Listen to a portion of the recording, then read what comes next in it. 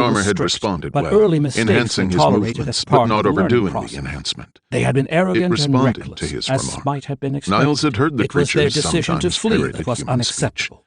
Bested Not and injured, going they had to run. work, came the mocking He voice. looked coldly at the two Niles shamed and squared silent himself, Yautja trying to get his in the head medical clear, bay. his pulse down. It would be within his Focus, rights to kill and them, maybe get but this there over was with his early. own culpability Get it to consider. accept defeat. The last time one eye had He hunted pointed the this plasma world, there caster had been no and fighters fired. quite like these. Niles hadn't The clicking aimed from the ship directly called at his the creature. attention. One Not eye supposed stepped to to the kill him. console closest He aimed at the and raised ground his screen, just in front running of his its claws clawed down feet the lines to of give it a silver. warning and knock Katrina it back was with a accessing shockwave. sensory information. But by the time the travelers blast were hit the crossing ground, an open the field, Yautja wasn't there. moments from the barrier It had to switched the on village, its or active whatever it camouflage, was. was all but Katrina was invisible. south of the He men, caught a but barely close. visible He was cubistic counting outline the of it, villagers as and far checking for faster than he'd forged given it metals credit behind for. the The village Yautja wall. leapt over the Katrina's plasma caster's patience blast was lack of trajectory, arrogance. coming These right were the at him, traits of a whipping metal spikes from its left One eye hand looked back gauntlet at the at his helmet. disgrace Yautja. Niles thinking, overreacted in his Taroga and surprise, Shrek might yet be stumbled given back, a chance to fell on redeem his back. themselves.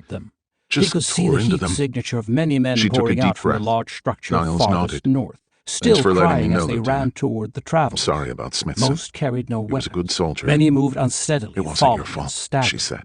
Katrina The alien veered breached the away wall, from the not travelers, you. toward one of the Lieutenant's several right, massive Ramirez heaps of said, dead herd taking the animals, helmet and looking it swollen over. with rot, No one dead thought the men wall was piled on that top of it. vulnerable. The But travelers it was circled old. up, facing That wall's outward, thinner at the screaming top, like in that unblooded spot, at their to make first room kill. for the platform. The men from the structure Seems to ran me, and stumbled Niles into said, view. that and weapon was Katrina powered could up see there about was double something what wrong it should with have them. been for that situation. More than half wore little or no He felt clothing. tired, Many shook as if dispirited. from fever, 3 fell good down, men dead and were so trampled far. by others. Their It was legs powered were up to where the striped, general then told me it waist, should be, and they made Ramirez strange said. faces as they I kinda shouted wondered and about called. it. You didn't tell me. Sickness. Katanu I checked thought his mask more filter, power, as he better had for you, regularly Sarge. since leaving the ship. Yeah. The humidity was No up, one told ice me it had falling those ever more gougers. heavily from the sky. Olivia but he nodded didn't sharply see at that. there, I was told a it high had no concentration weapons. of organic I material kind of was thought in the the air. snipers would Some have kind taken of it out when alkaloid. it was on top The of me. makeup was that of a That angle. fungal spore. They could have put a couple of The fields fist-sized holes outside the right through village were its head. cultivated, heavy Olivia with looked cereal angrily grasses. at the door. Had their crops I had the become same infected? thought.